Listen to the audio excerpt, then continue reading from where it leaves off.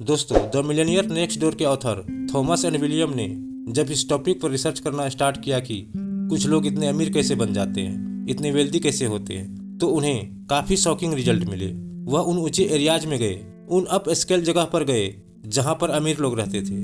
But वहां पर सर्वे करते समय उन्हें यह पता चला कि जो लोग इतने महंगे घर में रहते हैं, इतनी महंगी गाड़ियां चला रहे हैं, वह एक्चुअल में अमीर है ही नहीं।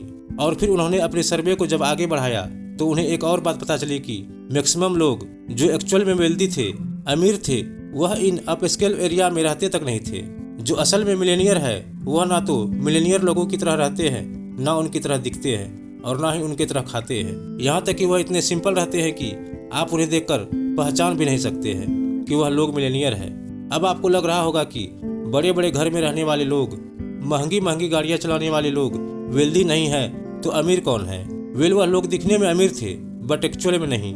मैक्सिमम लोग हाई इनकम कमाने वाले लोगों को अमीर समझते हैं, बट यह जरूरी नहीं है कि जो लोग हाई सैलरी कमा रहे हैं वह वेल्दी होंगे, क्योंकि लोग हाई सैलरी तो कमाते हैं बट वह उनसे ज़्यादा खर्च कर देते हैं। फॉर एग्जाम्पल, मान लो एक इंसान है, उसे एक घर बनाना है तो हफ्ते में वह 5 दिन खूब काम करके अपना घर बनाता है, बट अगले 2 दिन यानी कि वीकेंड पर वह उतने ही जोश से उस घर को तोड़ने लग जाता है। तो बताओ किसका घर कब पूरा होगा?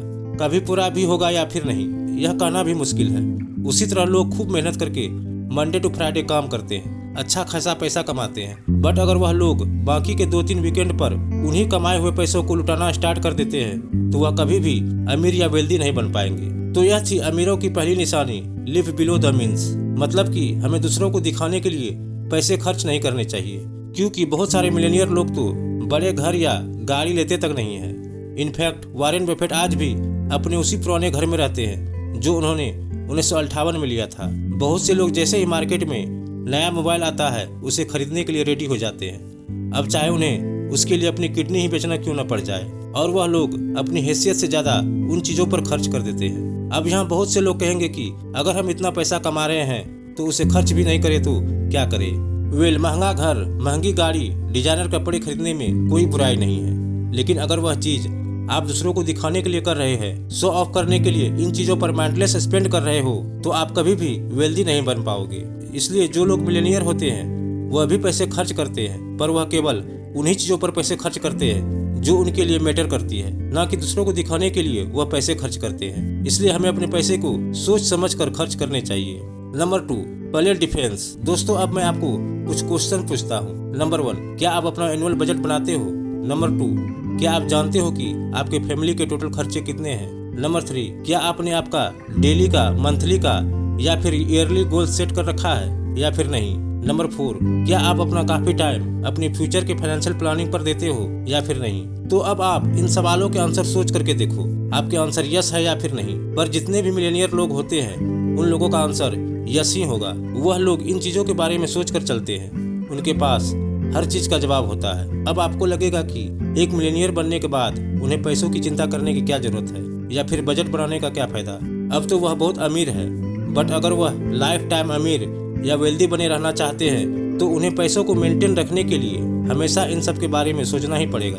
अब आप मान लो कि आप जिम जाते हो, आपने 6 महीने खूब मेहनत करके अपनी बॉडी को एक अच्छी शेप दे रखी है और उसके बाद आप जिम जाना छोड़ देते हो, एक्सरसाइज करना बंद कर देते हो, तो क्या आप अपने बॉडी को उसके बाद मेंटेन रख पाओगे?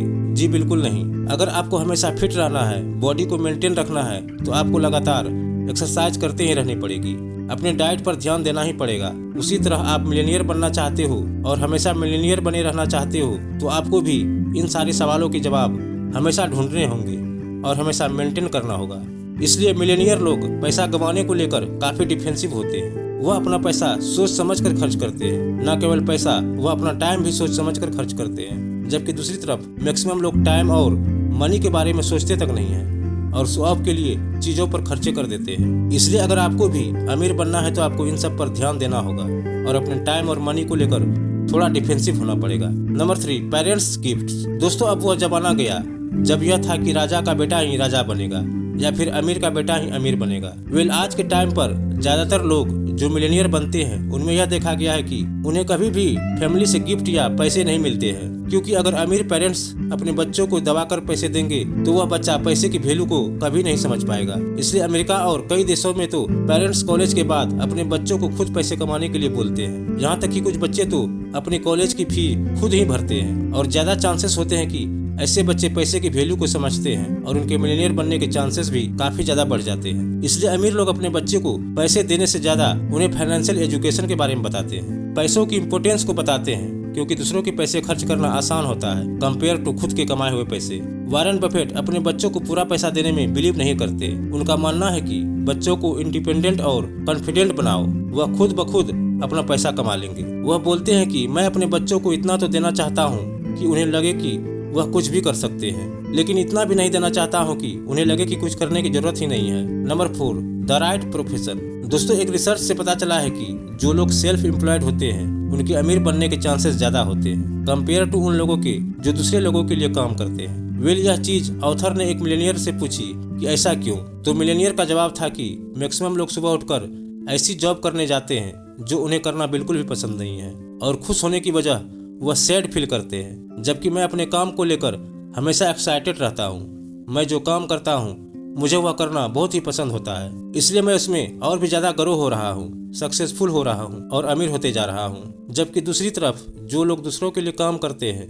वो हमेशा दुखी रहते हैं, स्ट्रेस में रहते हैं और अपने काम को बिल्कुल भी इंजॉय नहीं करते हैं। इसलिए उनके लिए अमीर बनने के चांसेस बहुत कम होते हैं। इसलिए हमें भी सही ऑक्यूपेशन ढूंढना चाहिए। हमें वह काम करना होगा जो हमें करना पसंद है, ना कि वह काम जो लोग हमसे करवाना चाहते हैं। तो अगर आप भी वेल्दी बनना चाहते हो तो सही काम को फाइंड करना स्टार्ट कर दो। Number 5, financial freedom. वेल, अगर मैं आपसे पूछूं कि वेल्थ क्या है तो मैक्सिमम लोगों का आंसर होगा बड़ा घर, महंगी गाड़ी, महंगे कपड़े। बट एक्चुअल वेल्थ का मतलब यह है कि आप फाइनेंशियली फ्री हो सकते हो। आप कितने दिन तक बिना पैसे कमाए सरवाइव कर सकते हो।